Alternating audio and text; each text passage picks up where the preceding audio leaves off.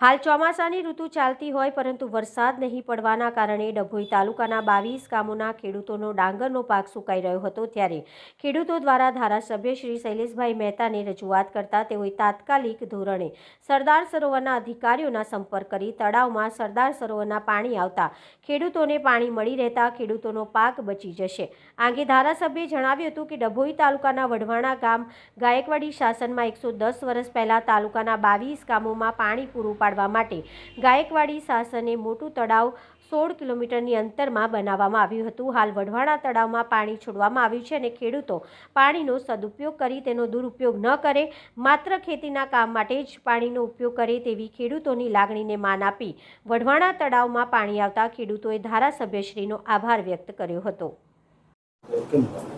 ડભોઈ તાલુકાનું વઢવાણા તળાવ મહારાજા ગાયકવાડે આજથી 110 વર્ષ પહેલાં બનાવ્યું હતું અને એના કારણે લગભગ 22-23 ગામોને સિંચાઈથી ખેતી કરતા હોય છે।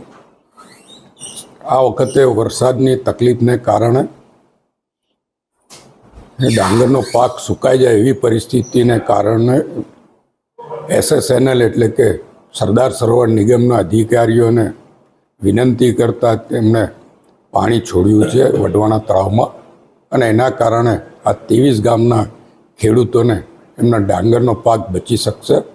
હું આપના મારફત સરકારનો અને SSNના અધિકારીઓનો પણ આભાર માનું છું કે ખેડૂતોની લાગણીને માંગણીને જે અમે વાચા આપી હતી એને સારો પ્રતિસાદ આપ્યો છે અને અત્યારે વઢવાણા તળાવમાં પાણી ચાલુ થઈ ગયું છે અને તમામ ખેડૂતોએ જે ડાંગર વાવેલી છે એમનો પાક બચી જશે।